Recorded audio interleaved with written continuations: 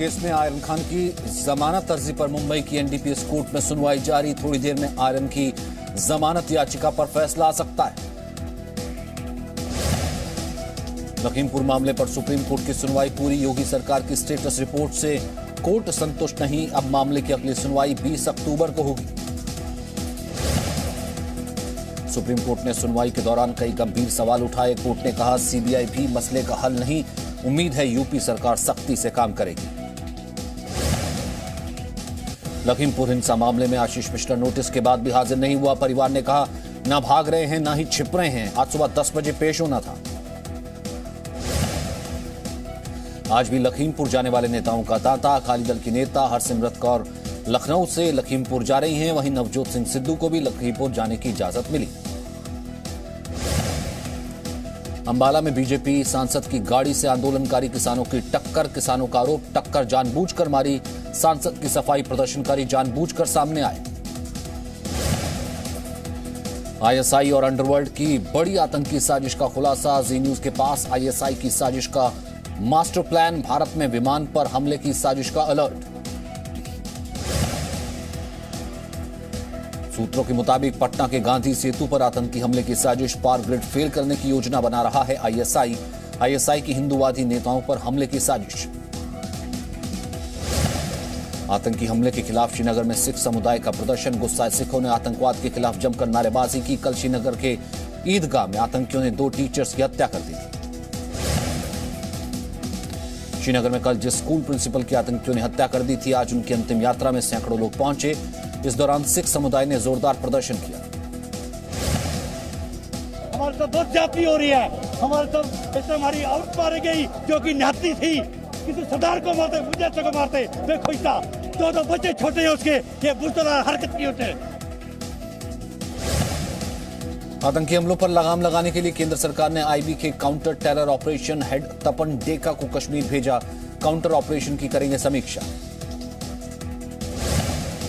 कश्मीर में हाल ही में हुए आतंकी हमलों पर प्रियंका गांधी का ट्वीट। कहा कश्मीरियों पर बढ़ते हमले दर्दनाक, सरकार तुरंत कदम उठाए। आज भारतीय वायुसेना का 89वां स्थापना दिवस है। गाजियाबाद के हिंडन एयरबेस पर भव्य आयोजन हुआ। इस मौके पर तीनों सेनाओं के प्रमुख मौजूद रहे। वायुसेना प्रमुख air chief marshal V R Chaudhary ने हिंडन एयरबेस पर 89वें स्थापना दिवस पर वायुसेना दिवस परेड का निरीक्षण किया। गाजियाबाद के हिंडन एयरबेस पर वायुसेना के जाबाजों ने हैरतअंगेज करतब दिखाया। वायुसेना ने कई बार अपने पराक्रम से भारत को गौरवान्वित किया है। वायुसेना के जाबाजों ने आसमान में अनोखे करतब दिखाए। आसमान में वायुसेना के विमानों के फॉर्मेशन ने भारतीयों का दिल जीता। वायुसेना दिवस के मौके पर एयर शो को लेकर लोगों में खास दिलचस्पी रहती है। एयर शो की शुरुआत चिनूक से हुई। इसकी अगुवाई रोहित सिंह ठाकुर ने की। स्वदेशी विमान तेजस ने वायुसेना दिवस पर एक बार फिर जलवा बिखेरा। तेजस एयरक्राफ्ट ने सूर्य किरण फॉर्मेशन को दर्शाया। इस शानदार फॉर्मेशन को देखने वाले लोग रोमांचित हो उठे। सुखोई एयरक्राफ्ट भी इस आयोजन में पीछे नहीं रहा। सुखोई ने त्रिशूल फॉर्मेशन का प्रदर्शन किया। ग्रुप कैप्टन अमित ने इसका नेतृत्व किया।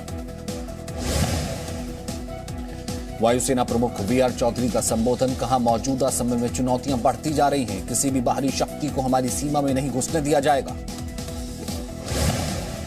भारतीय वायुसेना के 89वां स्थापना दिवस के मौके पर पीएम मोदी ने ट्वीट कर बधाई दी। कहा वायुसेना साहस और पराक्रम का प्रतीक है। राजस्थान के बीकानेर में कांग्रेस नेता की बेरहमी से पिटाई। हमले में मेघ सिंह बुरे तरीके से घायल। दोनों पैर में 10 फ्रैक्चर होने की खबर। Video viral. पुलिस जांच में जुटी। अरुणाचल प्रदेश में एक बार फिर आमने सामने आए भारत चीन। सूत्रों के मुताबिक कुछ घंटे की बातचीत के बाद हालात सामान्य है। दोनों देशों ने मामला सुलझाया। कोई नुकसान नहीं। एआईएमआईएम अध्यक्ष असदुद्दीन ओवैसी ने ट्वीट कर केंद्र पर साधा निशाना। कहा चीनी आक्रमण पर हमारा दिल्ली बादशाह एक भी शब्द नहीं बोलेगा। रंजीत हत्या केस में डेरा सच्चा सौदा प्रमुख राम रहीम दोषी करार। सीबीआई कोर्ट 12 अक्टूबर को सजा का ऐलान करेगी। राम रहीम रेप और मर्डर केस में पहले से जेल में बंद है। देश में कोरोना के 24 घंटे में 21,257 नए मामले सामने आए। इस दौरान करीब 25,000 लोग ठीक हुए हैं। देश में एक्टिव केसेस 205 दिन में सबसे कम। कोविशील्ड पर ब्रिटेन के बदले सुर। दोनों डोज लगवा चुके यात्रियों को 10 दिन तक नहीं रहना होगा क्वारंटीन। वैक्सीनेशन सर्टिफिकेट भी ब्रिटेन में मान्य होगा। नीट एसएस 2021 परीक्षा की तारीख की घोषणा कर दी गई है। 10 जनवरी 2022 को होगा एग्जाम। एग्जाम रजिस्ट्रेशन की प्रक्रिया 1 नवंबर से शुरू होगी। पंजाब के मुख्यमंत्री चरणजीत सिंह चन्नी ने हरियाणा के सीएम मनोहर लाल खट्टर को शादी का न्योता दिया। अपने बेटे की शादी का कार्ड देने सीएम हाउस पहुंचे। हिंदू सेना ने अकबर रोड का नाम बदलने की कोशिश की। साइन बोर्ड पर सम्राट हेमू विक्रमादित्य मार्ग के नाम का पोस्टर चिपकाया। अकबर रोड का नाम बदलने की कई बार मांग उठी है। सेवा के दौरान शहीद हुए 6 जवानों का दिल्ली सरकार ने सम्मान किया। दिल्ली के रहने वाले सभी जवानों के परिवारों को दी 1-1 करोड़ की मदद। दिल्ली के हरकेश नगर में कपड़ा फैक्ट्री में आज सुबह आग लगी। दमकल की 17 गाड़ियों ने आग पर काबू पाया। किसी के हताहत होने की खबर नहीं। दिल्ली एनसीआर में धुंध दिखनी शुरू हो गई। आने वाले दिनों में दिल्ली एनसीआर में लोगों की बढ़ सकती है परेशानी। दिल्ली में एक संस्था द्वारा आयोजित कार्यक्रम में सत्येंद्र जैन मुख्य अतिथि रहे। 13 पंथ प्रोफेशनल फोरम समाज में बदलाव लाने को इच्छुक युवाओं को ट्रेनिंग देता है। बिहार के पटना में पंचायत चुनाव के तीसरे चरण के लिए मतदान जारी। पोलिंग बूथ पर मतदाताओं की लंबी कतार लगी। नवरात्र के दूसरे दिन दिल्ली के झंडेवाला मंदिर में भव्य आरती का आयोजन। नवरात्र का पर्व 15 अक्टूबर तक चलेगा। देश भर में नवरात्र का पर्व मनाया जा रहा है। त्योहार के चलते यूपी के कानपुर में फूलों के दाम बढ़े। हिमाचल के शिमला में नवरात्र के मौके पर मंदिर खोले गए। हालांकि मंदिर में पर्यटकों और आम लोगों के लिए एंट्री अभी बंद है। आरबीआई के रिवर्स रेपो रेट में कोई बदलाव नहीं, अब भी 4% पर बरकरार है। आरबीआई गवर्नर ने कहा आर्थिक गतिविधियों में हो रहा है तेजी से सुधार।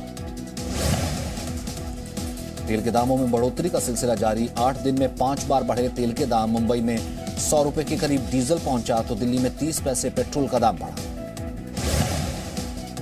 एयरटेल ने मेरा पहला फोन प्रोग्राम लॉन्च किया। यूजर्स को 12,000 तक का फोन लेने पर 6,000 का कैशबैक देगी company. Presenting B News app, available on Google Play and App Store. Download it now.